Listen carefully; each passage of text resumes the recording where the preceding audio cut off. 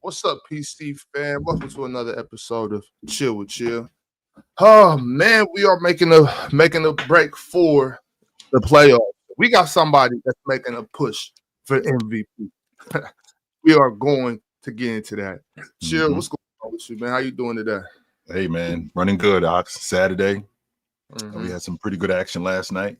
We had some pretty good action over the last couple of days, but running good, brother. Ready to get into this action. I'm liking it. Yeah, so besides the games last night, so we just got a couple things to update about. We have some news out of Sacramento. Some big things happened for the Milwaukee Bucks franchise. Let's talk about that.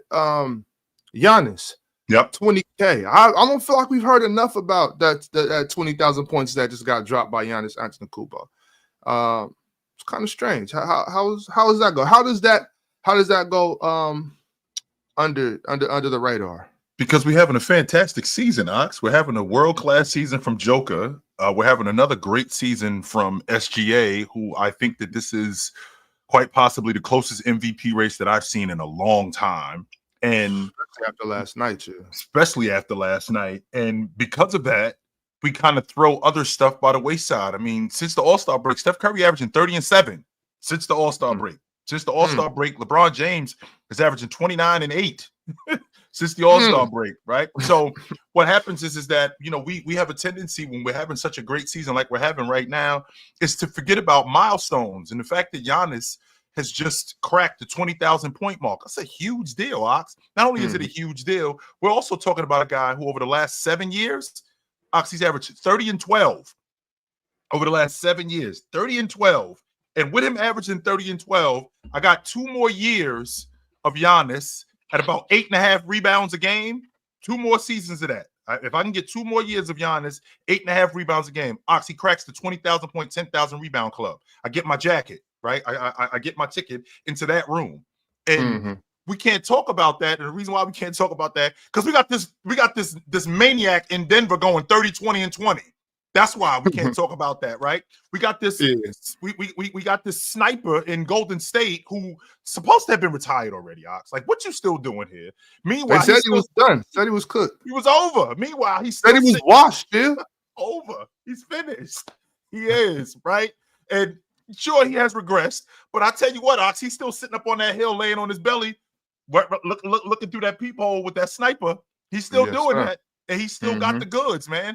But because we're having such a great season with SGA doing what SGA has been doing, we tend to leave milestones by the wayside, and they're important to mention because this guy Giannis has been incredible. 30-12 over the last 7 years. Malone wasn't doing that, and you know how I feel about Karl Malone. Malone wasn't doing that. Duncan wasn't doing that. Ticket wasn't doing that. And at the 4 spot, considering how wide open the game is today and what he's added to his game and how awesome he is on top of that, I think Milwaukee's won 8 of their last 9, and they rolling too.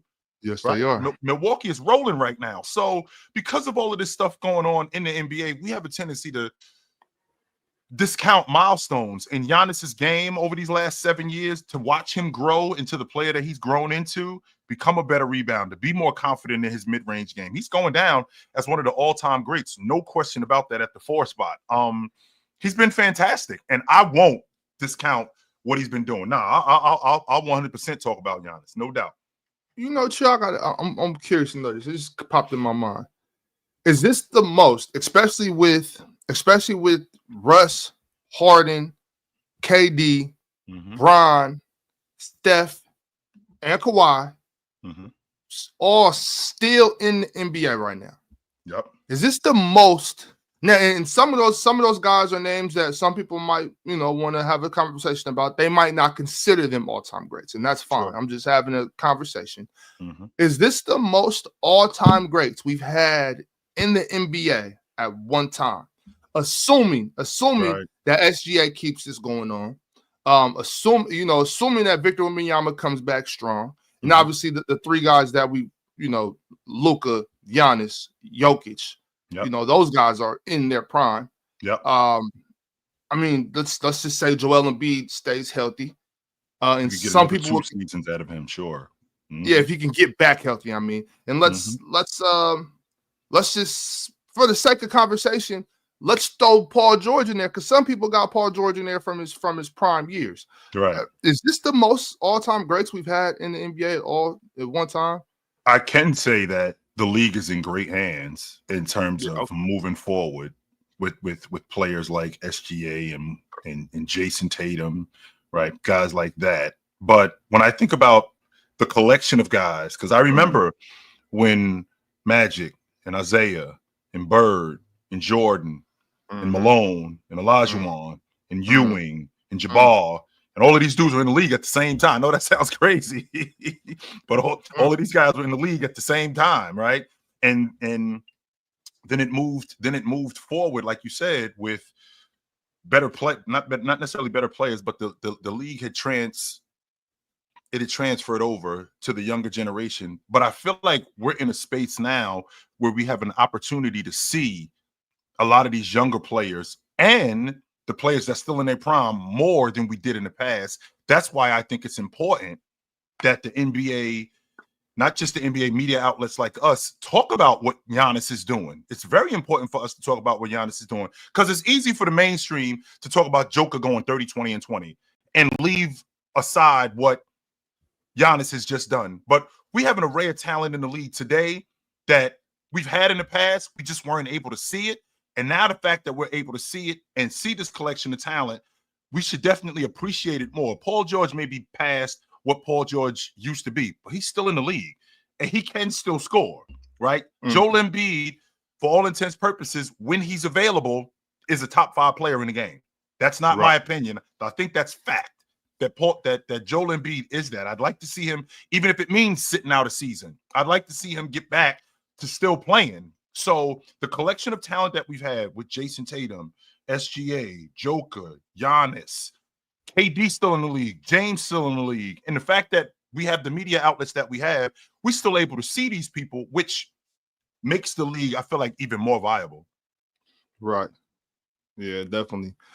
So yeah, I mean, shout out to Giannis though, getting that 20K. That's a huge milestone. I mean, also mention, because we did kind of bring it up last weekend. We didn't go too deep into it, obviously, but there's a lot of things that are, I mean, technically are basketball related, but a lot of off the court stuff that the media wants to push right now instead of good on the court play. You know what I mean? We gotta keep talking about this face of the league situation. This week or last 2 days has been a lot about Bron and Stephen A and Bronny and all that. And it's like, okay, that's news. It's newsworthy. It's newsworthy when you have LeBron James and Stephen A face to face, and it's kind of heated. That's newsworthy. But the Cleveland Cavaliers are on a 14-game win streak? 15 game 15-game win streak? 15 games, yes, sir. Come on, like this. The only other, and this is their third 12-game winning streak or more. The only team that did that was the 07 Mavericks. Like this is big news. I mean, the Cleveland Cavaliers are looking like the favorites. This is the second time this season they've won 15 straight games. This is the second time that this is the second time this season that they've done this, and they've been fantastic. Ox, if you look at it, if you look at it from a wide lens, I look at this Cavs team as being as complete of a team that you can possibly have. Yeah, I may not be completely on board with Evan Mobley where he is right now, but that doesn't mean that I don't think that he's fantastic. That I'm on record saying I think Evan Mobley's going to be an All-Pro this year, and I get a lot of pushback from that. I think he's going to be an All-Pro this year. I think that he's the Defensive Player of the Year. I think that one of the main reasons why they do what they do as a team, because how good they are defensively. I think they're right outside the top 5 in the league in defense. They're a top 10 defensive rebounding team, which is hugely important for that kind of team. They got 9 guys, maybe even 10 guys. And that's difficult to come by when you got 10 quality guys. You're going to need that in order to make a deep playoff push. And this Cavs team has definitely exceeded expectation, because I don't think that there's anybody who thought that the Cavs in September or in October would be this good. But, with the emergence of Darius Garland, a 50, 40, 90 guy who's who looks like he's got the battery put in his back by both Kenny Atkinson and Donovan Mitchell. Ox, you being a former ball player, when you get the confidence that your coach believes in you, I think that helps you. But I think it gets compounded when I'm telling you, Ox, he can't cover you. I'm coming to you. I'm coming to you again. And you miss, Big Ox, don't worry about it. I'm coming to you again. You know that we have your back. That enhances however good your skill level is because you got the confidence and know that we have your back. I think that's where Darius Garland is with this Cleveland Cavs team, where he doesn't feel like he has to do anything unnecessarily. In fact, we want you to be you. And that's coming from the star on the team and Donovan Mitchell. Don't worry about me, my man. I need you to play your game. Don't worry about getting me involved. Don't worry about whether or not I get you. I promise you, I'm going to get involved in the game. You do what you do, and I'm going to get on board with you just like you're going to get on board with me. Jared Allen has been one of the best bigs in the game who I don't think that, we talk about as much in terms of that two-man combination between those two guys. I think this is the future of the league, Ox, when you're talking about two bigs, the high-low action. And I see that a lot going on with both Jared Allen and Evan Mobley. Those two guys throwing lobs to each other around the rim, plus those guys gang rebounding. They look fantastic. I don't think that anybody thought that the Cavs would be this good. I thought that they would be good. I had them as a top 3 seed before the season started. But everything that they've done offensively, where they're at the top of the league in offensive rating, they're 6th in the league in defensive rating, everything that they've done has surpassed what I thought that they were going to be. Everything. Yeah. I think when you look at it, like a lot of the top teams have that too big situation that they can go to anytime they need to. Yep. OKC got it. The Cavs got it. I mean, even the Celtics got it when everybody's healthy. Denver, they got it too with Aaron Gordon and Jokic. When the Mavericks get back healthy, they'll have it. We've seen Miami go to it this season. There's a lot of teams. I think that's in Miami too. It's working in Miami too. I think they might end up. I think the league might end up going back that way. Maybe not the same traditional way where you got your power forward on the block a lot more. You're playing two, but I think that the league is headed towards that way where you have that twin tower situation. We live in a space. I studied history in college, and one of the things I found out is the more things change, the more they stay the same.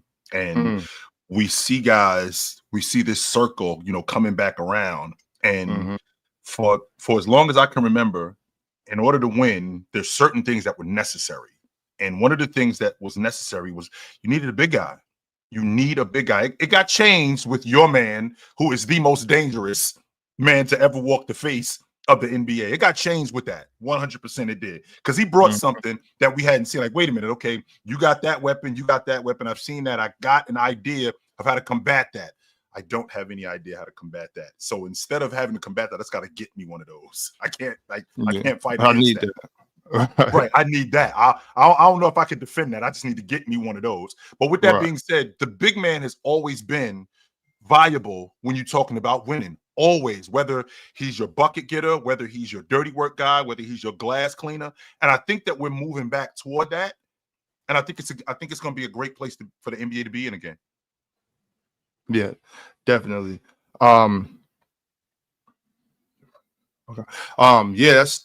definitely, and especially, so with that, what we're talking about with the too big situation, I even seen us run that in Sacramento before DeMontis went down. I saw DeMontis and J-Val playing heavy minutes. Something I liked, and I was looking forward to that. Now there's some news out of Sacramento that I didn't, initially I'm like, oh no, not this. DeMontis asking questions. We might not be able to see any more of this next season. You know what I mean? So they're saying DeMontis is asking questions, want to make sure that we have a clear direction, for the future. What do you think about that, Chill? Do you think DeMontis is on his way out? Well, Ox, I want to start the conversation by saying De'Aaron Fox had been there for 8 seasons. With him being there for 8 years, Mike Brown was the 5th coach that he played for. He was good with Mike Brown.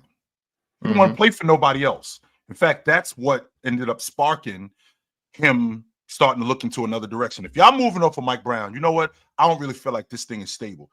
And as a big for what Sabonis is, with bringing in De'Aaron Fox, and then bringing in Sabonis. That's what this unit was built around. Well, now you moving off of him. I need to know what the direction of this team is. Because again, Ox, when he was in Indiana, we saw what that was looking like. When he gets to Sacramento, you guys make the playoffs, and you're actually making some strides. You kind of get used to that sort of stuff. Well, when that goes away, well, I don't want to waste any, because Sabonis, for all intents and purposes, what am I looking at, Ox? What is he, 28, 20, something like that? 29. Okay, so I don't want to waste any of my prime years. I'm not doing that. I'm not wasting any of my prime years. So it's natural for a guy to ask questions about the direction of the unit. Like, which way are we going here? What is your plan moving forward? Not just with me, because you know what I'm going to bring, right? I'm a double-double machine. I'm going to come to camp in shape. I'm going to bring my game. I'm going to be prepared every night. But what is your plan moving forward? Because what I'm not going to do is, the Western Conference is a nightmare. And I'm not going to consistently come out here every night and we don't have an opportunity to win. No, I'm not going to waste any of those years. So I need to understand exactly where you guys are going. And if it's not in the direction that I think that we should be going, I think he's going to ask out. I do. Right.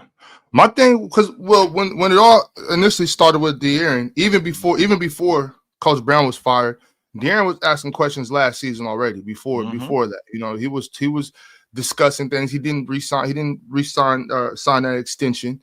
And when that first came out, I wasn't mad at De'Aaron. I was like, that's a good thing to do. You know what I'm saying? You don't owe Sacramento any blind loyalty. You know what I mean? Any blind loyalty, you gotta take your career into thought. Sure. And I feel the same way about DeMontis. I feel the same way right now. Like, yeah, you should ask questions. You got two vets over there now in Zach LaVine and DeMar DeRozan, who, mind you, are playing really good basketball. Zach and DeMar are playing really good basketball. Wasn't Zach player of the week last week or something like that? Yeah, and just dropped 36 last night. And just dropped 36. And I thought them getting Jonas Valanciunas, who was like a big brother to DeMontis, I thought that would be helpful for him. And he's playing very well too. I think he just had 2 or 3 double-doubles in a row. I'm happy to see that for him. Yeah. Speaking of, we have the best backup big in the league. I just want to put that out there. But before we get into that though, Chill, yeah, so I'm like I said, I'm not mad at DeMontis for wanting some clarity, because like I said, we got 3 vets if you count J-Val that we just brought in. So I'm pretty sure he wants to know, like, who's running this show? Is it me or is it Zach? Is it me or is it Debo? I want to know, and that's a great question to ask, DeMontis. I just want to make this very clear to y'all, everybody watching. Where DeMontis goes, I go. Hey, Ox is not tied down over here. Ox is making it clear. Listen, I've been down for long enough. Listen, if he out, I'm out too. I've been here for over 25 years, y'all. Where DeMontis goes, I go. All right. I just want to put that out there. All right. We done with this, okay? I have seen enough. I'm still always gonna have love for the Sacramento Kings, of course. But I'll repeat, where DeMontis goes, Ox goes. Ox ain't trying to hear. I've been down with y'all long enough. Y'all start this. Y'all start this bullshit. I'm out. I don't want nothing else to do with it. I can't take no more. I can't take no more of this. I'm out, yo. I don't blame you, Ox. I don't. You made me, as a loyal Sacramento fan, the fact that you hadn't made the playoffs in 17 years and now you're building something, it's almost like it's a tease. Like, all right. You give me a little bit, only to take it all back away. And you want me to stay around? Nah, I can't do that, yo. Right, not no more. I'm done. I'm telling y'all, this had to be the last straw for me. We do have a super chat from Jake Fashion. Jake Fashion wants to know, what's your starting 5 with people who have played with LeBron James? That's easy. So not including LeBron, right? I'm assuming, Jake. So we're not going to include LeBron. Let's just do a starting 5 with his teammates strictly. And also, Chill, not in their prime, when LeBron played with them. So that doesn't mean we don't get 2010 Carmelo Anthony. We don't get 2017 Russ. We don't get that dude. No, when he played with them. Okay, so let's see. I'm gonna take Irv. I'm gonna take Wade. James is out of it, so we just talking about Right. the other. So I'm gonna take Irv. I'm gonna take Wade. Let's see. I'm gonna take Anthony Davis at the 4. Actually, I'll take Anthony Davis at the 5, and I'll put Bosh at the 4. Let's see. No, you know what? I think I'm gonna take Kevin Love at the 4. That's who I'm gonna take Kevin Love at the 4. I'll take AD at the 5. James has always been a wing, so you know what? I'll put Chris Bosh at the 3. Okay, I thought you was gonna put Luka at the 3. Oh, that's right. I forgot Luka played for the Lakers. I'm bugging. I'm sorry. That's right. Matter of fact, take Irv out. Okay, Irv, you out. Luka at the 1. That's well. Yes, take Irv out. Luka is at the 1. Yes, sir. Irv is out. Luka is at the 1. Yes, sir. Okay. All right. Y'all heard it here first. Okay. That's a nice lineup. Me personally, I'm putting Ray John at the 1. I don't care what year it was, y'all. I'm putting Ray John at the 1. Ox and this Ray John stuff, boy. Let me tell you, Ox love him some Ray John. I dig Ray John too. I ain't gonna lie. I keep it a being with you. So before we even get into the Denver game, was there any other games last night in particular that you wanted to talk about? What games last night did you see? I mean, we did the playback game with the Heat versus the Timberwolves. So what do you think about last night's action? Well, I said to you guys earlier this week that I thought Charlotte was the worst team in the league. I said that, and I still stand on that. And Cleveland found themselves in a dogfight with the Charlotte Hornets last night. Yes, they did. And for all intents purposes, this Cavs team should have smoked them. They should have smoked Charlotte. Only except Charlotte got I think they got 46 from Bridges. And I mean, he was cracking the long ball. LaMelo was looking for him. He took better care of the basketball. But in the end, they ended up outlasting them because it became a free throw contest, which I applaud the Cavs for making their free throws. And when I see games like this, and don't get me wrong, Ox, I don't expect Bridges to give me 45 or 46. I think that's ridiculous to think that. But I think this team could be better than what they are. And they're not. Not a lot of discipline on this crew. It took a Cavs team who isn't sneaking up on anybody, by the way. Let's make sure we clear on that. The Cavs aren't sneaking up on anybody. Anybody that they play, you get their best effort. Whenever you play the Cavs, you're going to get whomever they play, whether it's Charlotte, whether it's Portland, whether it's I don't care who it is. The Cavs are going to get their best effort. And yesterday's game, playing against them, they got Charlotte's best effort. I mean, it looked like Bridges, he was out for blood last night, and they looked like they were really trying. They looked like they were really trying to send a message that we're here. But the Cavs were able, because they led the majority of the game. In fact, I think they led wire to wire.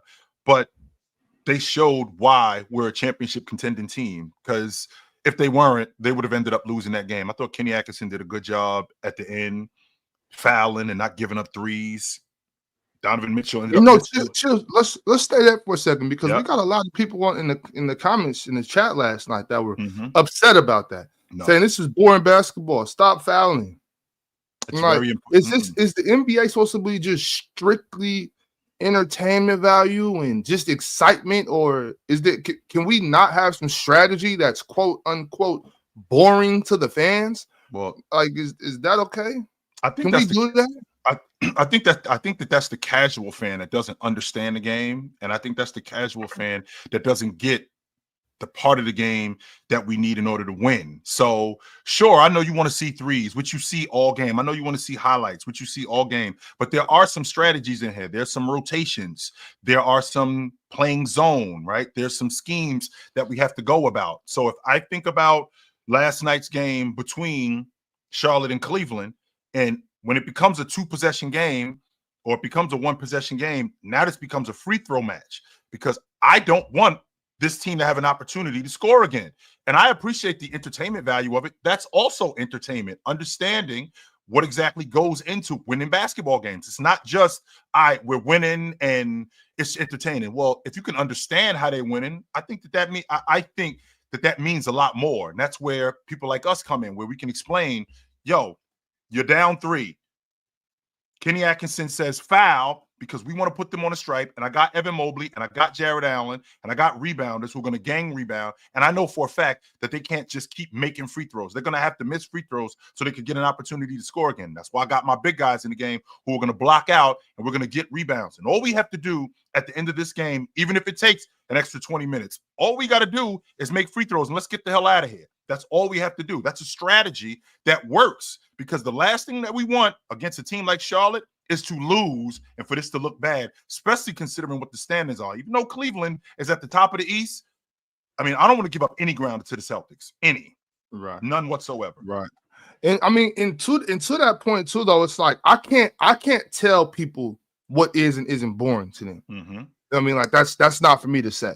All I can say is, to me, that's not boring. That's strategy. That's part of the game. Like some people might think chess is boring. I don't think chess is boring. I think that's a fun game. Yes. You know what I mean?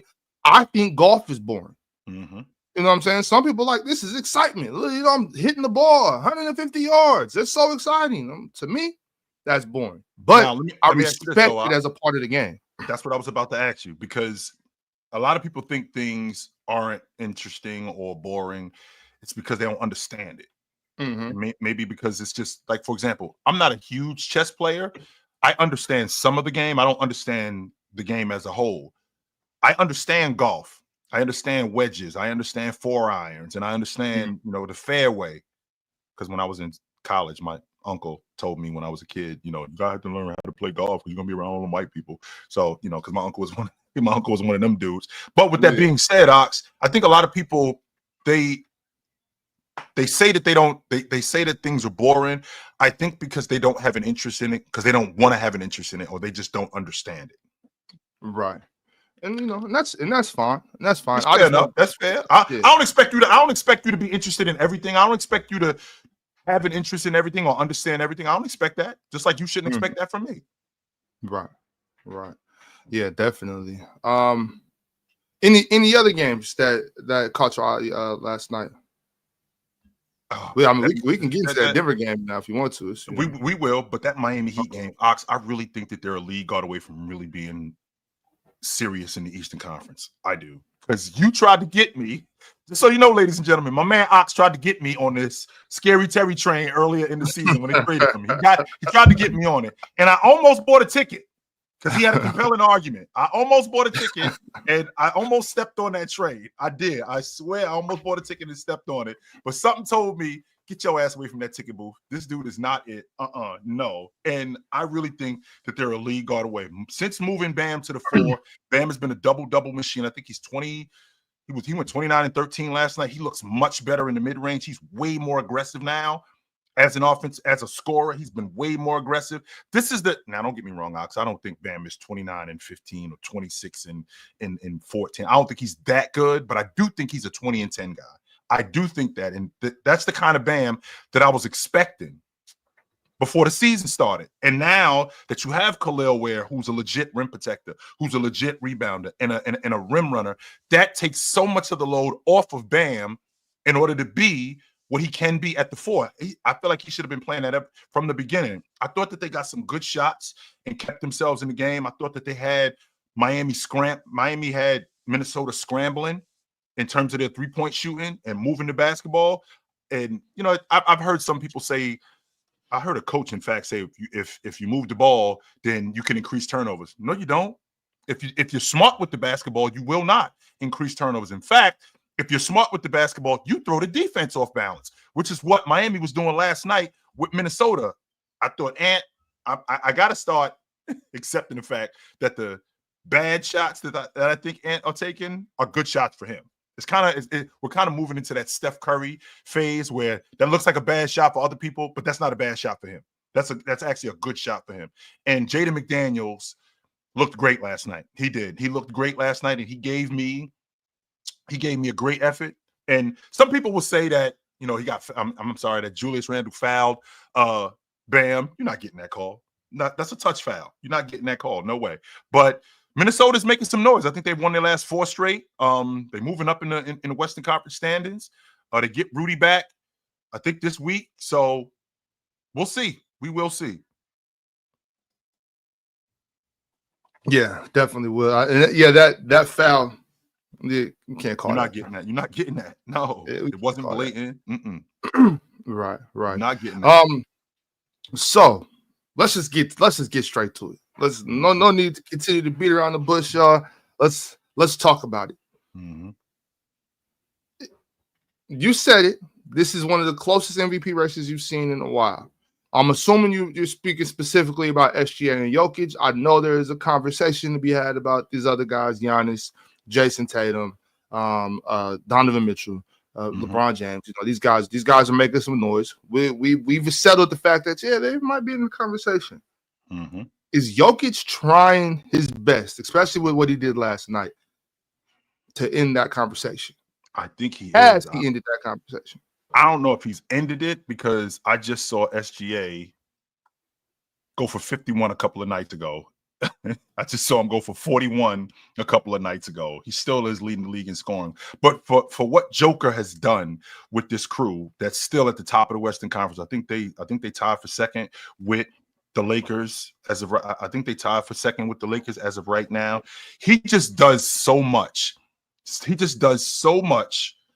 And his usage rate, which I found this really interesting.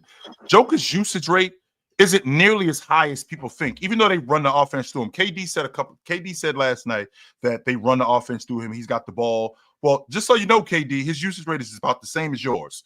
He's not in the top 10 in the league in usage rate.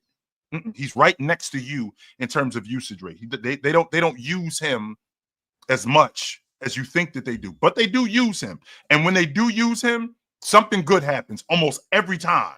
And he does so many different things as a glass cleaner, as a scorer. His pick and pop game, that makes Jamal Murray so much more viable. When he's making that shot to shoot almost 48% at the long ball line for the season, Ox. This isn't a 5 or 6 game stretch where he's just doing this and he's just hot right now. This was during the season where I didn't think that him shooting, I want to say the first month of the season when he was shooting like 46%, I'm like, this is not sustainable.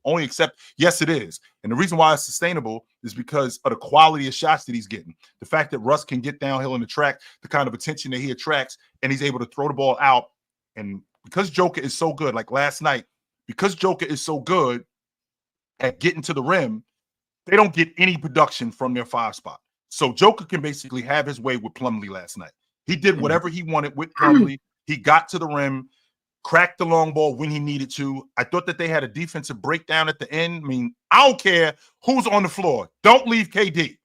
You're not leaving KD for Book. I don't care who you leave. You're not leaving KD. That's how KD ended up cracking that wide open 3 to send the game into overtime. And Denver ultimately blew it open. But Joker is so good at manufacturing shots for everybody, which makes his game even more viable. With Jamal Murray coming off that DHO with him at the top of the key, I think it's more. When I was watching that game last night, I think him and Joker are so much more effective at the top of the key than anywhere else on the floor. I think that they're more effective there than they are at the break on the right side of the floor, at the left, because I feel like there's so much more room to operate. And the fact that Plumlee, who wasn't effective at all as a defender, the fact that Plumlee doesn't really understand how to not understand. I'm not going to say understand, Ox. What Plumlee doesn't do, Joker takes advantage of. So if Plumlee's playing drop, Joker's going to pick and pop. And he can't cover that much space to get back to Joker, which would explain why Joker cracks threes. Well, when he plays up, Joker dives to the basket. So when Jamal Murray shoots that mid-range, Joker is there to get on the glass. And Joker, because he attracts so much attention, he finds MPJ wide open at the rim. So what he's done overall to go 30, 20, and 20, I mean, it's been phenomenal. Now, what I don't want to do is I don't want to take away from what Joker did last night. But I do have to say that there are guys. I mean, Chamberlain had something like this.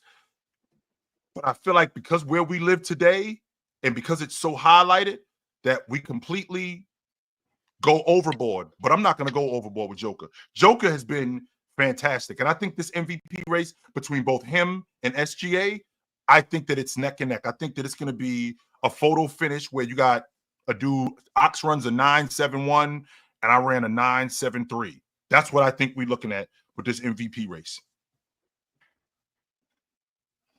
That's what I think we're looking at, Ox. Because I think that with SGA, and I said this to you earlier in the season, I'm not sure that there's a guy who affects winning more than SGA. And then Joker goes 30, 20, and 20 when I said that. I mean, and I did just see, let's make sure we clear. I did just see SGA go for 51 and 8. So it's not like he's just a bucket getter. He goes 51 and 8. And then I just saw him a couple of nights ago go 41, which, by the way, I got a really interesting stat for you, Ox. Did you know that SGA averages 24-7 with no free throws? That's the same as Kyrie Irving with free throws. And the reason why I'm bringing that up to you, Ox, is because in the league that we live in today, where scoring is such, not a premium, but scoring is so highlighted, for a guy to average 25 a game without even going to the stripe, that's better than Giannis. That's better than Joker, right? That's better than these guys.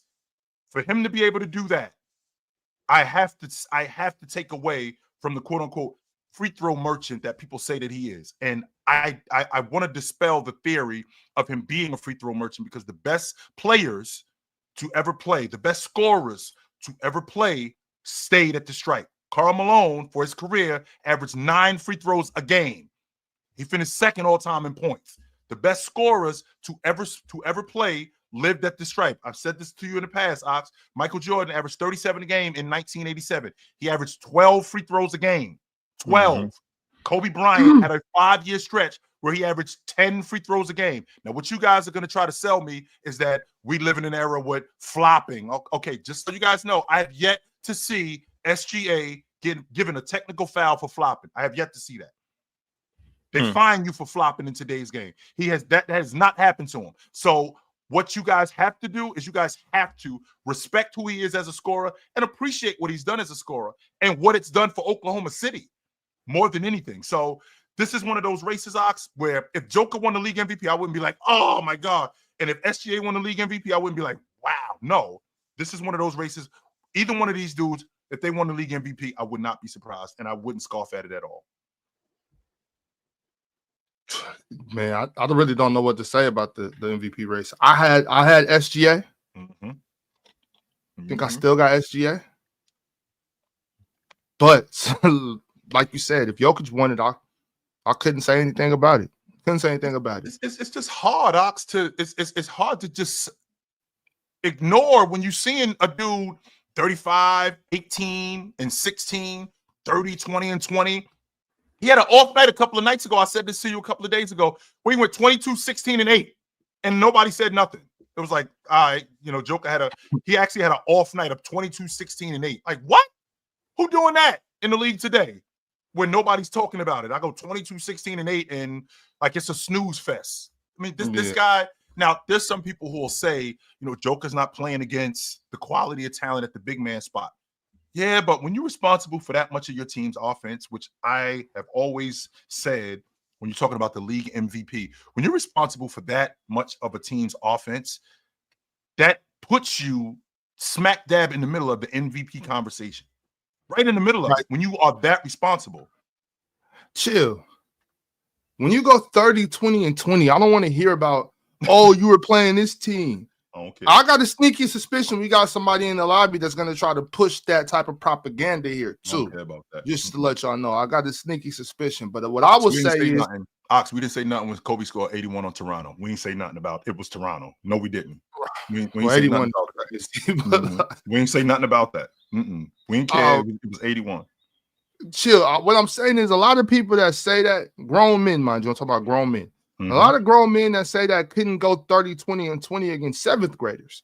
So to go 30, 20, and 20 against other NBA competition, I don't care what team it is. I don't care. Mm-hmm. I don't care what team it is. 30, 20, and 20. Do you know how hard it is to get 20 assists? 20 assists? No, you know how hard it is to get 20 points, to get 10 points.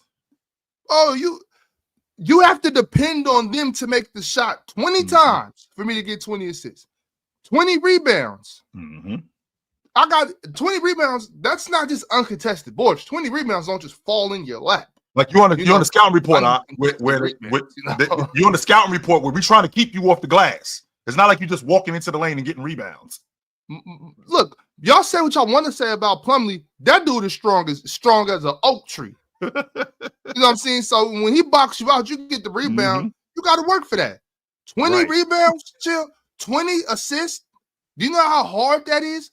I think about that right now. Like, chill. If I suited up for a JV high school basketball team right now, I wonder if I could go 30, 20, and 20 a couple times. I couldn't. And really, in the way my body's built right now, the way my knees are, I don't think I could do it, chill. No. So I'm not gonna. You're not gonna hear me say Jokic got 30, 20, and 20 against Plumlee and Richardson. I'm not doing that. I refuse to disrespect that. 30, 20, and 20 is insane. That's nuts. Most definitely. Who wasn't a passer? You better ask somebody. Shit. Ox is not a black hole. Let's stop. You better ask somebody. Shit.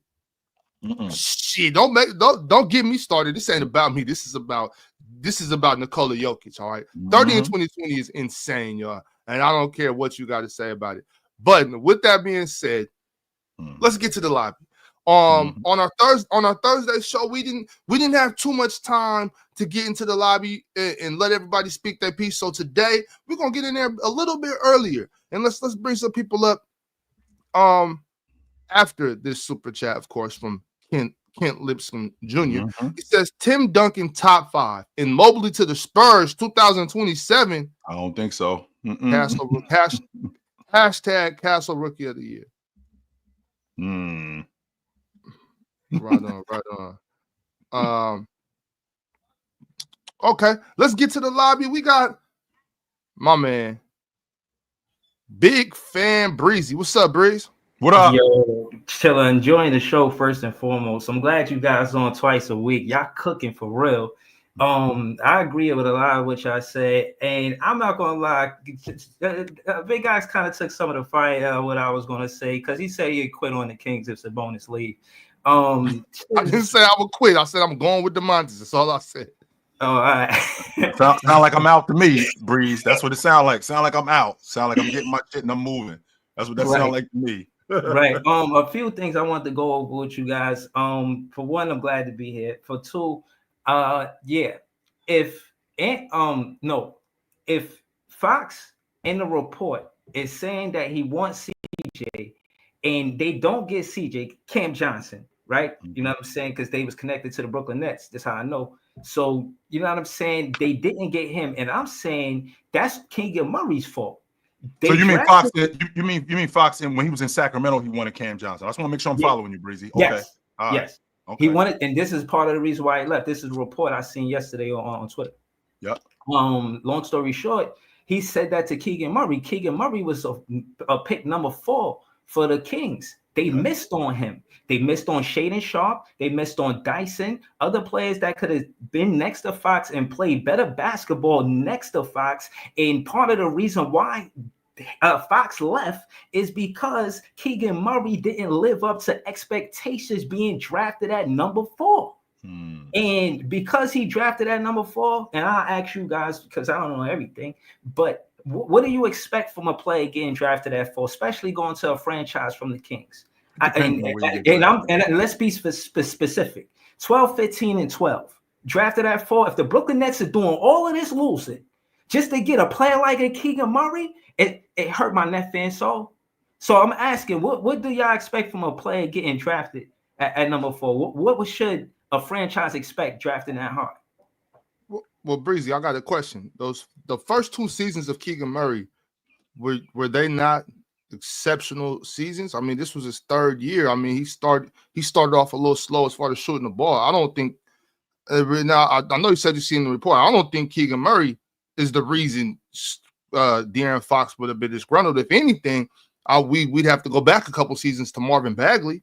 But I don't. If De'Aaron Fox left because Keegan Murray didn't turn into Cam Johnson, then I got nothing to say about that. And I also think that don't leave out. I mean, this might be a down season. Last year, Keegan Murray was damn good.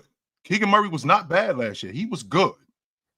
Don't forget that his rookie season too. Yes, and I was really high on him watching him after his rookie year. I was watching him in the summer league. I thought this was great that he played in the summer league after his rookie year. I was like, this is good. He's playing in the summer league. He's getting better. He comes back last season, and he looks great. Cracking the long ball, better on the defense. We're making progress. What happened this season? He did get injured. He did get hurt, and they had a bit of a lineup change. And they were a bit inconsistent on offense. I think that kind of threw a monkey wrench in what Keegan Murray was doing, but I don't think they missed on him. I think he can get back to where he was going. Not to where he is, but I think he can get back to where he was going. I'm not out on Keegan Murray yet. No, I'm not. All right, so Shaedon Sharpe and Dyson Daniels, you don't think Fox could have played better with them? You don't think the Kings missed on Dyson Daniels and Shaedon Sharpe? I do. I really think that, again, and I contrast it to the Nets because we supposed to get a high draft pick, and I feel like, and I was putting a lot of emphasis on why that's what happened. Maybe, but listening to y'all, maybe I'm wrong. But I'm not going to lie. If we draft that high, and they only averaging 12, chill. Come on, chill. 12. I ain't even thinking about the 12 points. Remember what's going on with Shaedon Sharpe. Shaedon Sharpe, for the time that he was in Portland, and he missed most of last season. The year before that, he was hurt. So he'd been banged up. I think Shaedon Sharpe as an athlete is great, but Keegan Murray's been a lot more available. I think he's been a lot more effective than Shaedon Sharpe. Dyson Daniels is now coming into his own, and I love that about him. He's now coming into his own. I don't know how much more effective they would have been with Dyson Daniels. I mean, because I don't think he does what Keegan does on the offensive end in terms of shooting the ball and getting his own shot. I don't think he does that. However, on the defensive end, I don't think it's a question because I think Keegan Murray's a damn good defender, but I do think that Dyson Daniels is a tier above him. I don't think that that's the case, but I don't think they missed on Keegan Murray. I'm not ready to bow out on him yet. I just because I know I can't be long-winded. Fox going to the Spurs, so everything is done. So Fox goes there, and I hear everything y'all saying about Jokic. And again, like I said, I love the show. Yeah, everything was accurate. I agree with everything y'all was saying. But with Fox and Wemby on the same team, they gonna compete with Jokic? That they the next super team, or is it OKC? Because that's who I see. Because I agree with Chill when I was on his show. He was saying that OKC could win the next team that doesn't have a championship to win a championship. I agree with you with that. I do think that the Thunder have a chance. And I do think they're going to have to go through Jokic. And I think Fox and Wemby is going to speed up the competitiveness of Wemby's career. Hopefully him being healthy. You know what I'm saying? I never seen this coming where this would happen to him. And I thought Pop did a great job with his length and all of that, just protecting his body and all of that until he bulk up. So hopefully he get healthy. But I do think they will compete with the OKC and Denver. I said all I have to say. I think they compete with those are the three teams. I think Ant-Man is out. His head ain't in the game. I think the West is going to be between Denver, OKC, and then the Spurs is going to be that next team. I don't see no other team besides those three. Not the Rockets? Nope. I said when the Nets played them, they can't score without Sagoon. And Green ain't what everybody's saying that he is. Cam Thomas could outscore all of these players. And I'll say this before I did because of what Ant-Man said. With whoever the Nets get out of the draft, I hope they got the mindset where they want to bring a championship to the Brooklyn Nets and want to be the face of the league. The Brooklyn Nets ain't never had a face of the league. Give it to us. If you got players out there talking about they don't want to be the face of the league, then so be it. You're just making space for somebody who do want to be face for the league. Somebody who do want to embrace being the face of the league. And I'm not saying a lot don't come with it, but somebody, it's a job for somebody. What if somebody want to do it? Word. What if the Nets is the franchise that draft that player? That's all I wanted to say. That may be a case. That may be the case. Good talking to you, Breezy. You know where to find us at, brother. All right, later, y'all. All right, Breezy. Yes, sir. Okay. Good stuff from my man Breeze. Let's see who we got next. Oh, this will be good, especially after last night. So I told y'all. Football breakdown. What's up, bro? What up? Clear. Good. How y'all doing? Yeah. So I want you to ask me a question about last night. Because I don't want to start off talking. What I really wait. You pulled up and said to want us to ask you a question? All right, fine. I'll go. What? I'll go. I mean, it's a sensational night. I'm not going to say anything because anything I say about Jokic, and I just feel like a lot of the Jokic argument, to be honest, is primarily a box score argument. And a lot of Jokic's effectiveness, I think. I mean, it's a great night. Like, it's an all-time night. It's never happened before. I just feel like anything I say is going to be hating. But if be honest, you have to give us your honest take. Like, let's take the you have to give it to us how you see it. Like, however people interpret it, that's something different. But you have to give it to us how you see it. So, football, how do you see it? That's what I'm asking. Here's what I see. How do you see it? Jokic is one of those guys that if your team's not geared or prepared for, or you have a bad defense, like for instance, right? A lot of Jokic's assists came off of transition, and Phoenix is literally. Phoenix might be the worst transition defense team in the league. Like, if you just watch their defensive intensity, their attention to detail and transition, they're consistently out of place. They're soft in the middle. Like, they might have the worst center rotation in the league as it's currently constructed, and it's like. What does it say when you need a 30, 20, and 20 game to beat a bad Phoenix team that outside of that 23-point comeback against the Clippers would have had 13 losses in a row at home? And they were up by 20, by the way. At one point. They're up by 20. Like, why do they you? were up by 20 at one I want point. people to understand. These are some of the questions I want people to ask. If his impact on winning is so great, right? Why do you need these type of? I understand anyone in the NBA can give you trouble, right? And you need and bad teams can get hot from three and so on and so forth, right? Why do you need an all-time game to beat a bad team that's horribly defensively, doesn't pay attention to detail on the defensive end, like is constantly out of position, soft in the middle? You need an overtime game to beat a bad Phoenix team by 7, a team that had 13 losses in a row.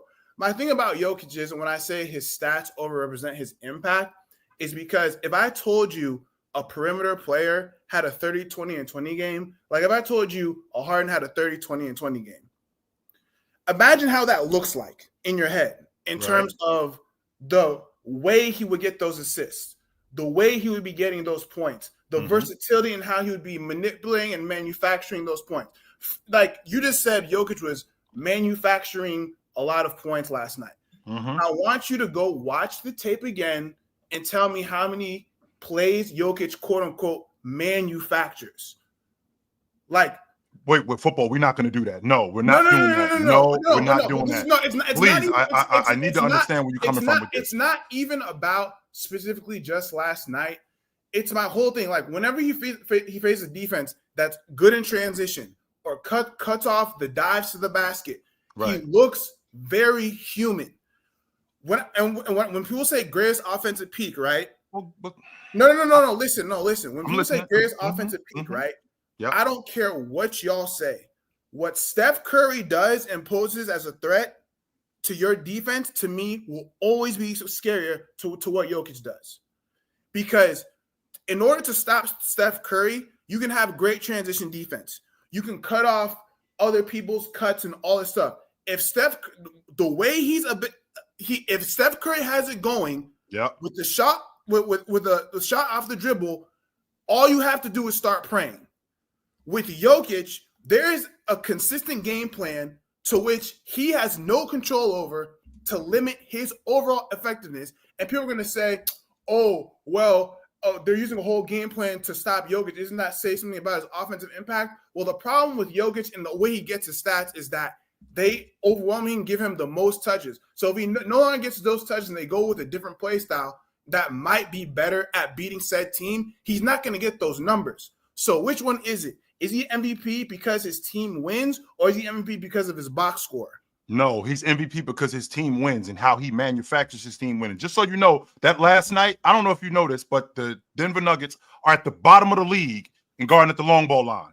3-point percentage, 3-point attempts, 3 points made. That has nothing to do with Joker guarding at the long ball line. Yet they're still winning. And why are they winning football? They're winning because Joker, like a football player, you know football. How many quarterbacks throw guys open? I'm soccer football. But go ahead. How many quarterbacks throw guys open? How many quarterbacks manufacture offense where they make passes? But he's not okay. Joker can manufacture offense. He's just not manufacturing to the degree that people says he is. Yes, he is. No, he's not. I promise you, 100% doing that. I watch him. Okay, I watch him. No, football. You're not going to do that. No. Stop right there. I heard everything that you just said. This is nonsense. What you're trying to sell me? I'm watching him get the ball right in the middle of the floor, and who's making that read of throwing it either to Michael Porter Jr. in the corner or Christian Brown at the top of the key? Who else is doing that in that quick of a time?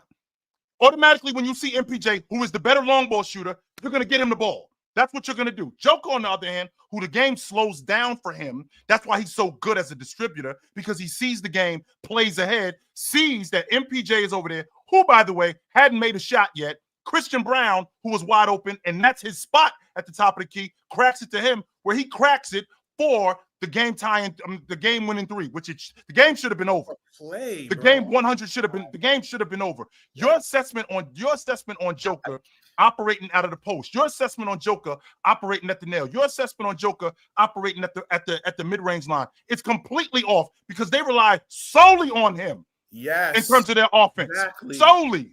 Exactly. That's my point. No, that's not your point. Wait, so football. I want different things. You're telling me football. I'm curious. Football. Are you saying that the problem is that Jokic has to do everything, so his offense is the numbers are skewed just because of how much he has to do? Is that I want to know. I want to know on top of that, football, is that really a knock? I mean, if I have to do everything for my team, but we're still consistently one of the best teams in the league for the past 4 seasons, I think that shows a lot about how good of a basketball player I am. This is what I'm saying, right? The thing is, this is what I'm saying. When you limit Jokic's because who's done that? Who's done that though? What are you talking about? On a consistent basis, who's done that? They didn't. When you make, first of all, the Lakers done it, and I've seen recent teams. The Kings almost got away with it, but Sabonis wasn't playing. The Kings horseshoes, brother. Almost only counting. Okay, so how many good teams has Jokic beat this year? How many contenders? How has Denver looked against contenders? How has Denver looked against the Knicks? How has Denver going to look to the Wolves? How has Denver looked against this new look Lakers team? They lost to the Lakers. This is the first time they got smoked by the Lakers. How does Denver look against the Celtics? How is Jokic look? Yeah, he got the numbers, but when you watch the game, did he have a good game? I can't stand this watching. No. I watch football. I watch basketball. What are you talking about? I watch basketball, and I watch how they operate. I watch how they operate with Joker in the offense. And what you're trying to do is you're trying to sell me that he's stat padding. What you're trying to sell me that these numbers are skewed. I watch the kind of attention that Joker draws. I watch how he operates with Jamal Murray in the DHO. I watch how he operates with MPJ being wide open and recognizing that MPJ just missed his last 2 shots, and I'm not going to not go back to him. Why? Because he missed. Because that's a confidence thing. I recognize these things. Don't question whether I watch. Don't do that with me. I watch basketball, and I understand basketball. Wait, chill. Football. Hold on one second. I'm not going to say you're right, football, but I do want to put some out there. These last games, they beat Phoenix, beat Sac, lost to Boston, beat Detroit, lost to Milwaukee, lost to the Lakers, beat Charlotte, Portland, Phoenix, Orlando, New Orleans, Charlotte, Philly, lost to the Knicks, lost to the Wolves, beat Sac, Philly, Orlando, Miami, lost to Houston. They beat Dallas twice when that was in January, going through some things. They did beat the Clippers, but then lost to Boston. Beat San Antonio, lost to San Antonio, beat the Hawks, Utah, Detroit, lost to Cleveland, lost to Phoenix. Best team in the league. Lost to Cleveland. The best team in the league. Lost to the Clippers, lost to the Knicks. Let me ask you a Dallas, question. lost to Memphis. And how does he Wait a second. Hold on, wait a second. Yo, football. Hey, chill. There's a little bit of validity. There's a little bit of validity to losing to the top teams and beating some of the weaker teams. Now, as far as the stats, say the same thing with the Knicks too. So we got so since you we have. Say the same thing about the Knicks too. Yeah, we have to say that about the Knicks because it's ugly with the Knicks. It's ugly. At least Denver did beat OKC earlier in the season. They beat some of the top teams. They definitely beat that. Haven't beaten anybody. But football, I do got to say that the stat. I think the stat argument you came with, I'm not really digging that. But as far as who they're beating, who they're losing to, I see where you're coming from. All I'm saying is because of his he gets a certain floor of stats that are always going to, like, for instance, in the Lakers game, right, where he was 2 for 7 from the field, right? They limited a big guy with the Lakers game where he shot 7 shots. You know, he still got a triple double by the end of the third quarter. He might have been the 4th best playmaker on the court that night, and he still got 10 assists. That's what I'm saying. Like, he still gets, like, if you watch that Lakers game, he was not a good playmaker, and he still got 10 assists. Ask yourself how he still got 10 assists in 3 quarters if he was a bad playmaker.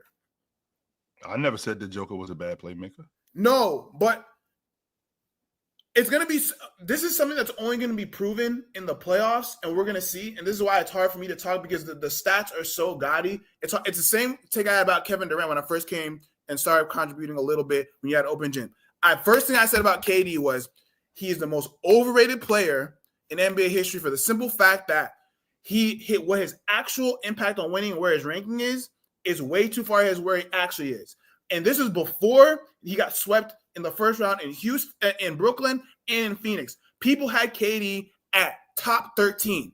Before the Brooklyn shenanigans and the Phoenix shenanigans, KD was top 13 all time. You can go look it up. Y'all can go look at your own channel. And I said, when KD doesn't have an MVP level ball handler like he had in OKC, in Golden State, literally up until the Brooklyn point, think about this. KD's worst point guard was Kyrie Irving. I want you to think about that. KD's worst point guard up until Brooklyn. Now we taxing dudes. No. You're not hearing me. No, I heard everything that you said. You're saying that the only reason why he's successful is because the great players that he played with. And if he does not play with those guys, that production that I see from KD, if he doesn't have those that level of player, what he's doing in terms of the box score, it's way overrated. That's what I'm understanding. I know what I'm saying is I have KD's biggest flaw, which is ball handling that couldn't get exposed because he had an elite point guard to handle the rock and control pace. KD's might be the greatest weapon we've ever seen, and his ball handling in the Celtics series got exposed. His ball handling when he has to handle the ball from start to finish at the end of the game got exposed. You always ask, hey, why doesn't KD have a 60-point game? You know why KD doesn't have a 60-point game? Because he's more of a finesse off-ball scorer. Because when he gets more responsibility with the ball in his hands, when his shots go up, he can't get to 60. He don't have the scoring velocity and endurance. That doesn't work. That doesn't work because Clay did it. And that doesn't work because Clay did it. No, that doesn't work. No, nuh-uh. Football, I do gotta let you go, brother. You came with another compelling argument. Moved me a little bit with some of it. So maybe, you know what though, football? It's always possible that you're right and we're wrong. Only thing we can do. I could be wrong too. We'll see. Oh, no doubt. I ain't right. I've been corrected. I'm wrong. Let's be clear about that. I'm wrong. Right. Let's be clear about that. I have never been up here and been right about everything. I've stood corrected before. Be clear about that. Yes, I have. So what we're gonna do, football, is we're gonna keep watching. We're gonna keep paying attention, and we might have to take heed to your wise words. Yeah, I gotta stop being joking now. With that being said, though, football, we got some super chats. We got more people in the lobby, so we're gonna keep it moving. And as always, I appreciate your opinion. Appreciate you pulling up, brother. Peace. No doubt. Hey, you know what, y'all? Jokic might be overrated. We'll see. Good boy. We got a super chat from D Bell. He said, "Funny a guy who plays with him gets called a stat pattern when he does it. Jokic celebrated. Shake my head." I don't know what that means, but I'm not sure. Maybe D Bell, if you put a comment, maybe you could clarify a little bit, or click the link, brother. The final boss. That's a crazy picture. The final boss says, me be back soon. Me final boss. Me shall return. Okay. If Ticket wanted to be up here, Ticket would not send super chat. Ticket would just show up. That's who Ticket is. So all of these fake tickets, I think it's dope that y'all do that though. I do. It says a lot about Ticket. Yeah. What do they say? Imitation is the biggest form of flattery or something like 100% it is. 100% it is. No doubt about that. Woo! We got the GOAT, Angie Carr, back in the building. What's up, Angie? What's up, fam? What would be a successful season for the Lakers? And if that means playoff and or final success, does it validate the JJ hire? A successful season for them is winning the NBA championship. That's a successful season for the Lakers. Anything else other than that would just be exactly what we've talked about in the past. They choked. They're not good enough. JJ Redick is a ploy. This is a gimmick. LeBron James can't get it done. A successful season for them would be to win the NBA championship. Yeah, I think a Western Conference Finals appearance would do it. A second round exit, depending on who they lose to, in what fashion they lose, could do it as well. I told y'all already before they hired JJ, I was all on board with the JJ Redick hire. I'm not saying he's coach of the year. I'm not saying he's some super fantastic coach or anything. But I like I like the hire then. I like the hire now. I think JJ got that charisma to be a LA Lakers coach. This might, when I look at JJ, I wonder if that's what people looked at, how people looked at Pat Riley back in the 80s. You know what I mean? I just see it in JJ. He's arrogant. He's arrogant. He's intelligent. He knows ball. Yeah. I'm excited to see what JJ could do in the future, y'all. I'm excited for JJ, man.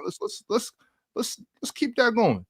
What we got here? We got another one from Teddy Hart. What happened to weekend early afternoon games? Even on the weekend, I gotta wait until the evening to watch a ball game. Yeah, the matinee games, I don't know what happened to those neither. Like I've seen a few 12 o'clock games or 3 o'clock games. I haven't seen many though. I haven't. They used to be. You're right, Teddy. There used to be a lot more. And that's like earlier in the season too, like December, January. I don't see many, but I think that we're going to see more late in the season. Like, so when we get closer to the playoffs, I think that's the way the schedule is put together, where you may see some more 1 o'clock games. You may see some more 12 o'clock games. Right. Okay. Let me see who we got next. We got from the chat who had some things to say earlier. Chill. I seen y'all talk back and forth a little bit. We got Atlas coming to the stage. Atlas, what's up? What up? What up? Hear me? What up? Shit. Get the shade and sharp. You can hear me. Yep. I can hear you. We can hear you. We can hear you. Yeah, you're good. Okay, yeah, we can hear you. Get the shade and sharp thing. Can we just get it cleared up? Yeah. So his rookie year, he played 78 games. We rested him for 2 games because we were tanking. Yeah. So he missed 2 games. Last year, he missed 50 games. And do you know what the injury was? You tell us. What was the injury? No, you tell me. You know. I'm not trying to hit it. You ain't missing 50. You ain't missing 50 games because we just said get that shit out of here. I ain't trying to hear that.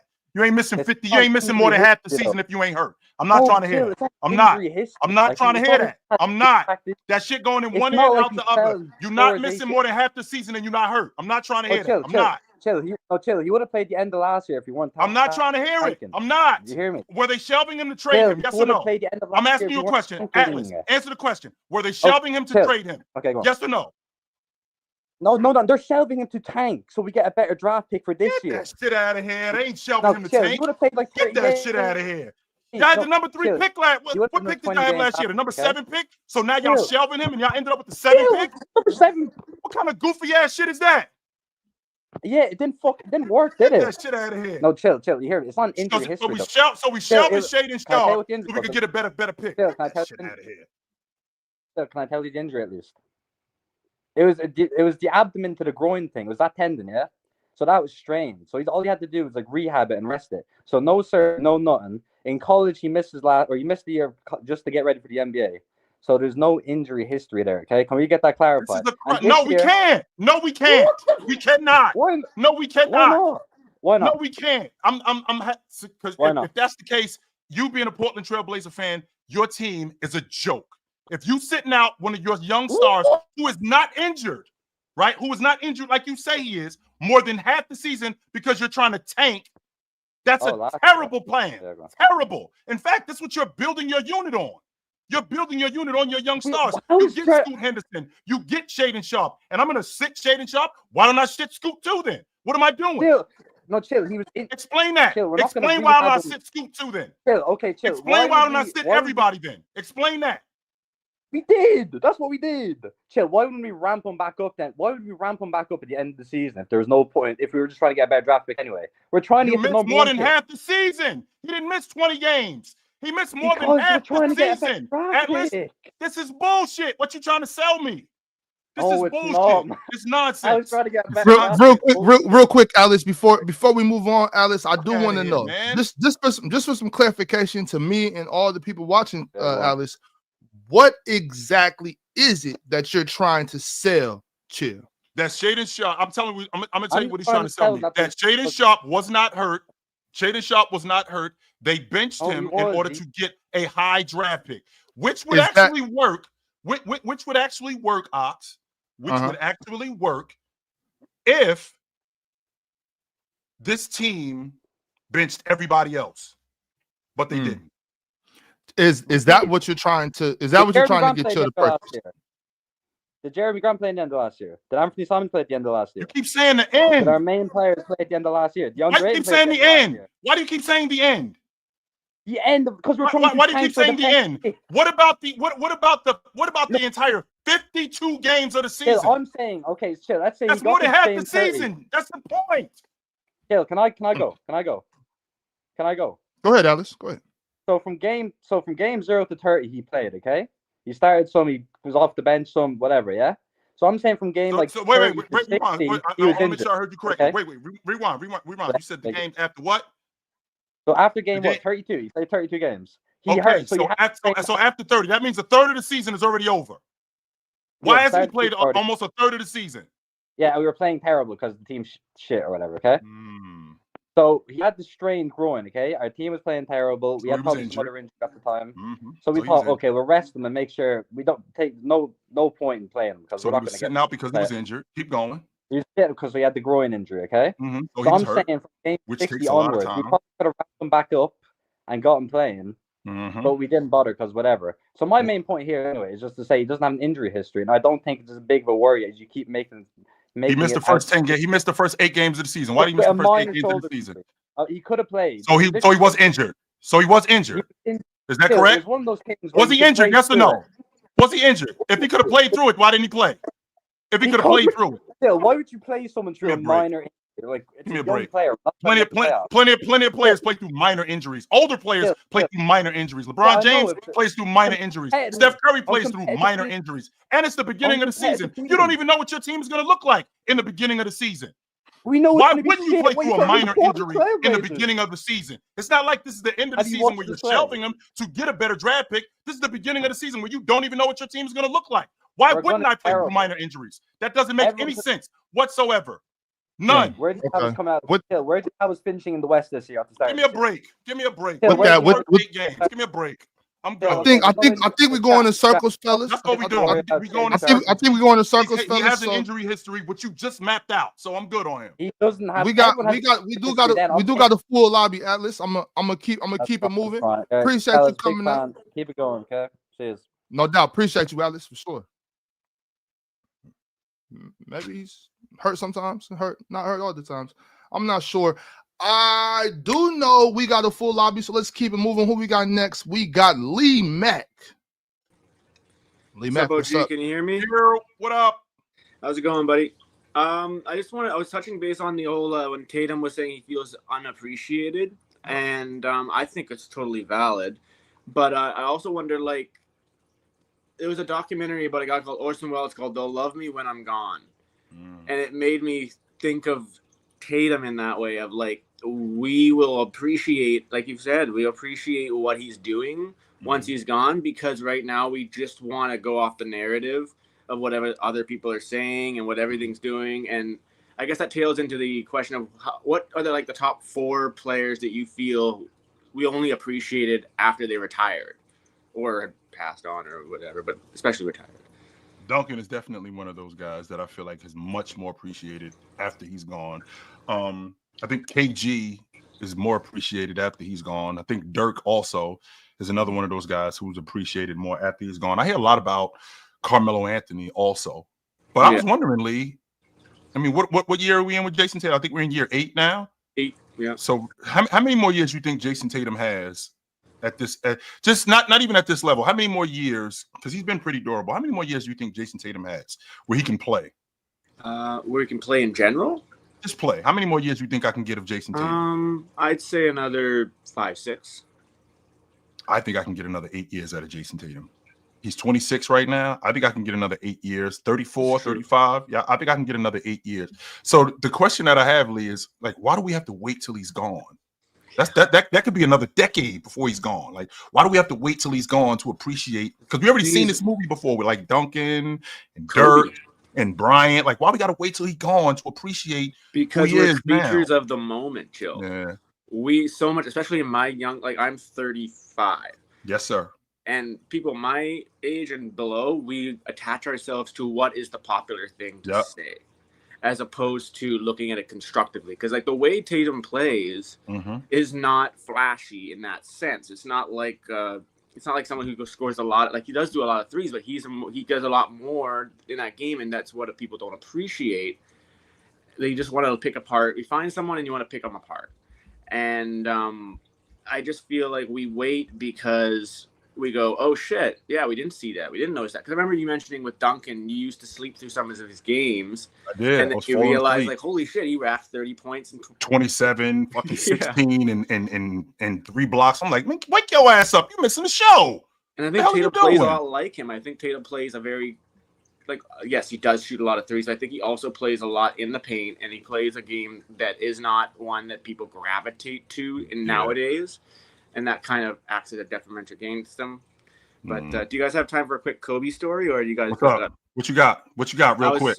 I was watching the Pivot, and they were talking to Tracy McGrady, and they went on this trip together in the summer. And Kobe convinced him to go on a ride after he had eaten, and he got off the roller coaster ride and started throwing up.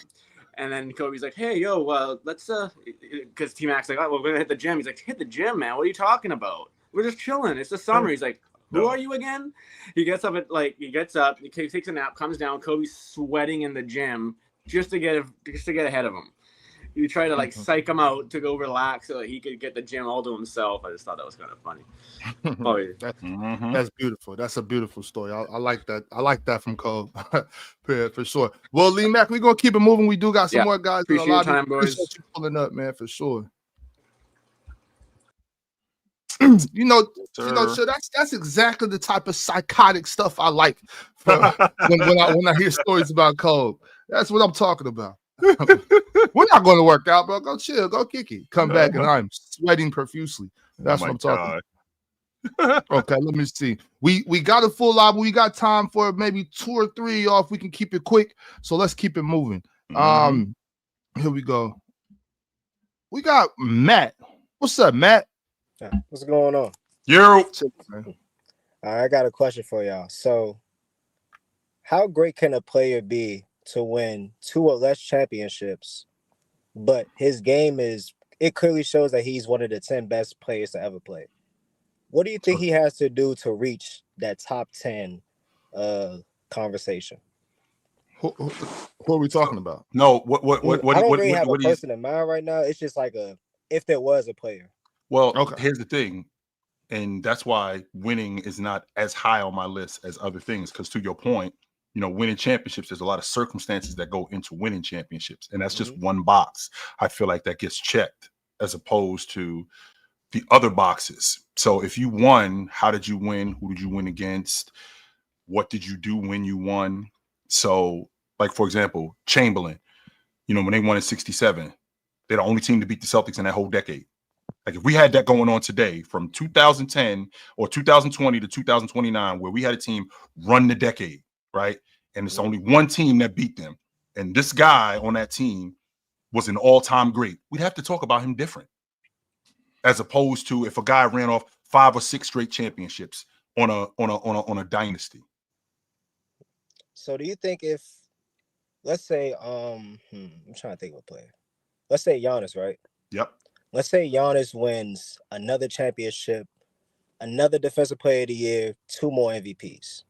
He takes his team to the finals, but it's out of his control. He only gets a bomb squad. He had a crazy year. Let's say he goes to 3 more finals, wins 2, lose 2, with the extra Defensive Player of the Year, 2 more MVPs. Where we put Giannis in that situation? We have to talk about Giannis in a way different light because it's obvious that number one, he's playing at a high level, right? In order for them to get to the NBA championship, right? To win the Defensive Player of the Year, or just to be in that conversation to play at that level. And we're talking over, like you just said, 2 or 3 more championships, another Defensive Player of the Year, to win the MVP again. I mean, that means over the next 5 years, he's still playing at that level. So we would have to talk about him differently than we do now. I think that could push Giannis into the top 10. That could do that. Yeah, because I think like how Ox be saying it, I think basketball isn't just one category. Like no, you can have multiple things and still be one of the best to ever do it. So I just hate when people just try to argue like purely rings. Like, I think rings is like purely arguing rings and not skill. I think that's just ridiculous. I think so too. I think we have to find a healthy medium because guys like Karl Malone. I wouldn't. If Karl Malone had 2 rings, or if he would have won any one of those championships in '96 or '97 or '97, '98, it will be different. And I think he should be talked about a little higher than he is. I mean, obviously now, with the internet and things like that, we can't do that anymore because his off the court stuff has been spread around the world. So we'll never get to that point with Karl Malone. And I'm not gonna sit around advocating for him. But with that being said, he was a hell of a basketball player. Top. I think he's the second best power forward. I got him in my second top best 20. power forward of all time. So, yep. Do I have time for like a smaller question in that conversation? What you got? Related to that topic. What you got? What's the highest player that has no chips? Who's that person that y'all have ranked the highest? Me, I got Malone at 17. I got Karl Malone for sure. I got Malone at I got him at 18. I'm sorry, I got Malone at 18, and he's the highest one without a ring. Yep, that's definitely it. All right, man. Appreciate you pulling up, brother. I appreciate it, man. Y'all talk to you. Yes, sir. Now, with the emergence of this incredible Los Angeles Lakers defense, there's been a name going around in the chat all over, and now we got him here. Let's pull up the exposer. He's necessary. We need him.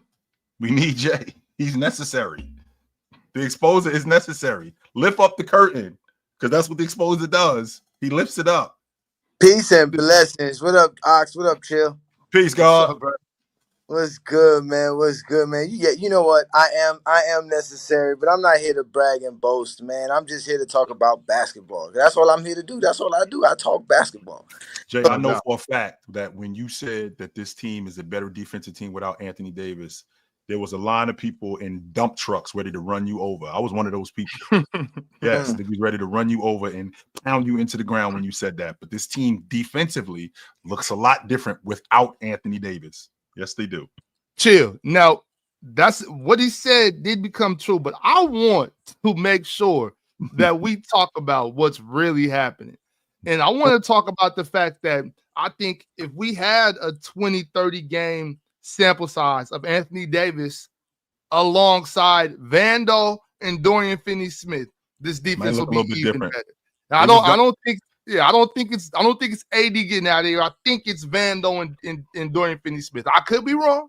That's just what I had to say. But don't forget, don't forget that too. Because when we talked about it too, Johnny, I was saying, man, this dude 40 ain't playing no defense.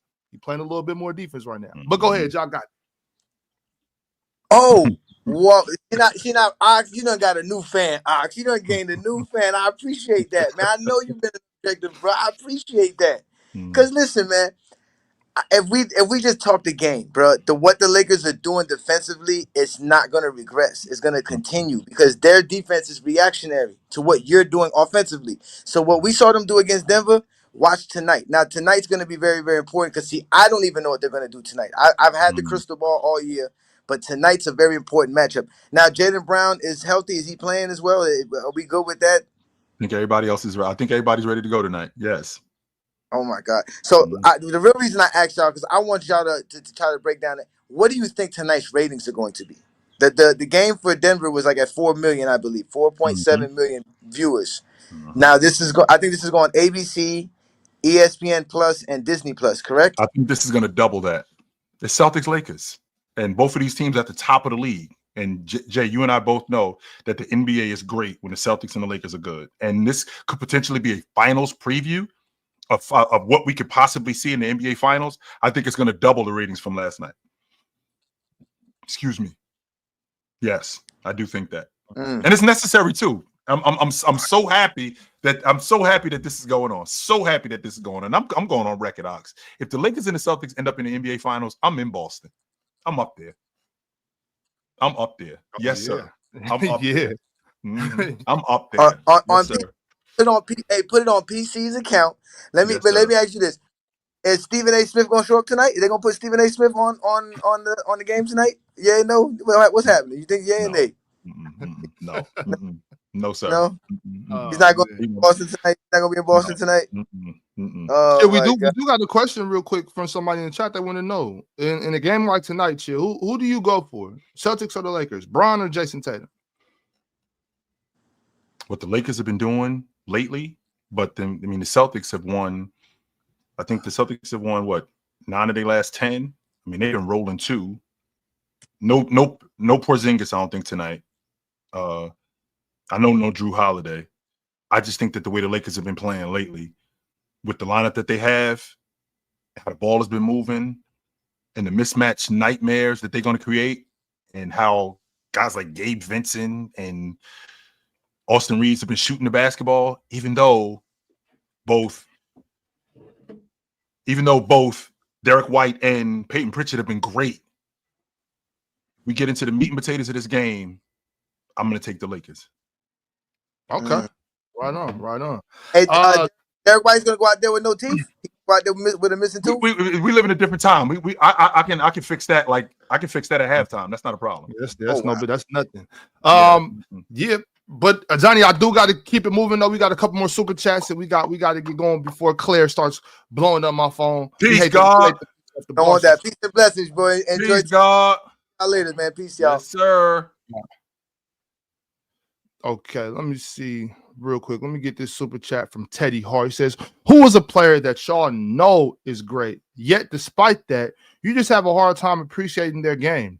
For me, it's Ewing. I know he's great, but when I watch him, I just can't manage to feel what most people feel. Do y'all have a player like that?" Yeah, we had a conversation about this before. Like a player who's aesthetically not pleasing to the eye, but you know for a fact he's nice as hell. For me, it's Luka.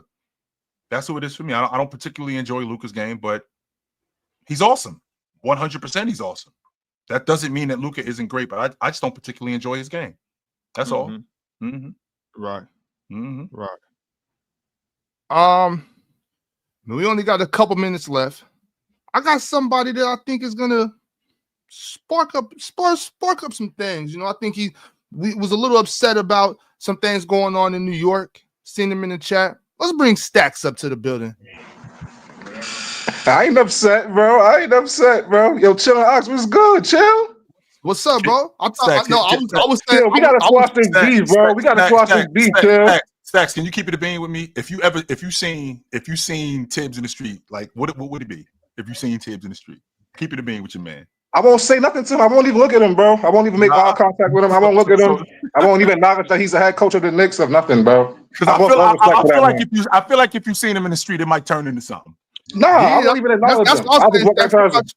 I thought you was in the chat saying you wanted to get him out of here. I feel like if you've seen Tibbs in the street, it might turn into something, brother. I won't acknowledge him because I lost all respect for him as a human being, bro. Like I lost all respect for him. And the reason, tell everybody, Stacks, why you don't with Tibbs at all. Tell everybody. Off respect wise, as a man, personally, I don't respect him as a coach, or because I feel like he bullies his young players, and I feel like he plays favorites, and that's one thing I hate in life is people who play favoritism. And I feel like he plays favorites.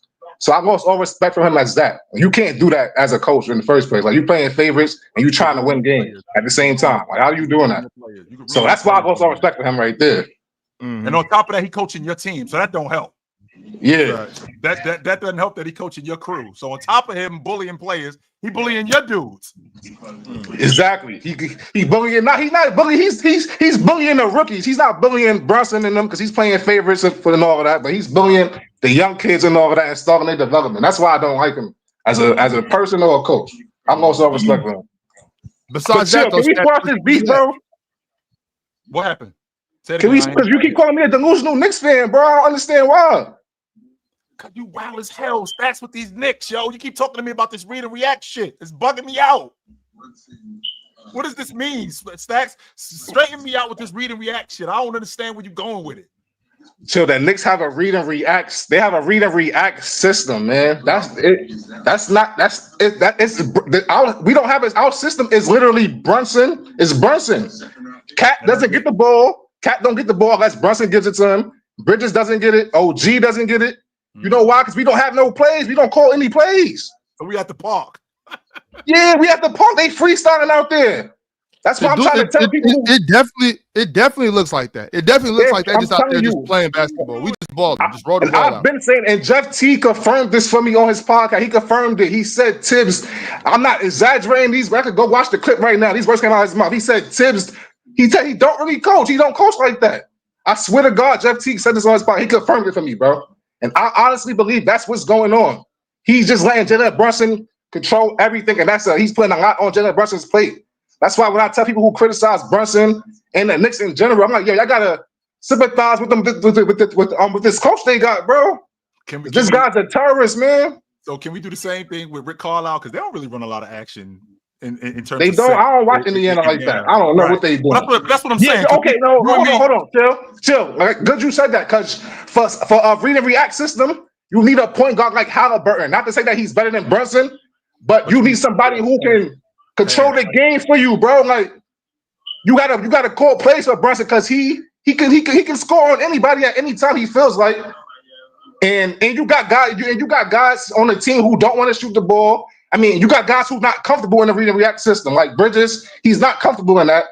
Josh Hart, I mean, he's a little comfortable. OG can do it a little bit, but these guys are not comfortable doing that. That's why he loved Randall so much. And Randall wasn't great at reading. I mean, at passing the ball. He wasn't a great passer. He was a good passer. He's not a great passer. He was a good passer.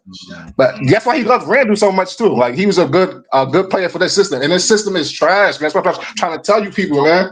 I wish I could keep this going, but my phone blowing up is go ahead. Yo, I'm gonna catch y'all next week. That was fine. Blowing up. The light already on over here. Yeah, no doubt. My phone went off about 7 minutes ago. But still though, I don't know, man. I don't know. Because you know what though? That made me think about it. Because I was about to say that about Tibbs. It made me think about it. Don't forget what they were talking about with KG and Paul Pierce. When they said KG went off on Tibbs and said, you'll never be a head coach in the NBA. Back when he was an assistant with the Celtics. You know, so I did think about that. I know we got about 4 or 5 people in the lobby, but unfortunately we can't get to y'all today. But you know, we back twice a week. So y'all jump up here, click the links. I'm gonna remember the names that were left in the lobby. I'm gonna get to y'all first next time. That's how we do things. Y'all just make sure to click on that link as soon as you see it. We're gonna get out of here though. Because as y'all know, man, Claire do not play. Look, my phone blowing up right now. You hear it? It's blowing up right now. Like, let's go, guys. Let's go, guys. Wrap this up. Oh, from that initial super chat that D-Bell sent through. Okay, I see what you're saying. All right, D-Bell, got you. No doubt. Appreciate everybody that did pull through. We will be back on Thursday. But on Thursday, it will be 4 p.m. Eastern Standard Time. Mm-hmm. A couple hours after the panel wraps up. So y'all make sure to jump on there. We only go for an hour on Thursdays. We're going to get back into a little bit more of the playoff hunt. Chill, before we leave, I do want you to answer this question. Mm-hmm. Today, March 8th, Saturday, March 8th, 2025. Who is the MVP of the NBA? Shai Gilgeous-Alexander. SGA, you heard it first. Mm-hmm. We will be on playback tonight. Well, I won't say we because I don't know who's on playback tonight. Is it you, Chill? No, I don't think I'm on playback. Mm-mm. Okay, well, there is a playback set up for Player's Choice. Maybe you might see one of us. Who knows? I'm actually, I'll text Ron, text Claire right now, see what's going on with that. Make sure I don't need to be at home. But, appreciate everybody for pulling up. Y'all know what time it is, man. Love yourself. Never drink and drive. Chill Town. You know where to find us, guys. Put on a suit, drink water, don't drink and drive. Hey, man, call your mother. Call your mother. And if you're ever in the Portland area and you had too much to drink, call my boy over here. He'll come scoop you. He won't leave you out there. So we will see you guys soon. Until then, take it light, but take it. Absolutely, man. It was good to see you guys. All right, y'all.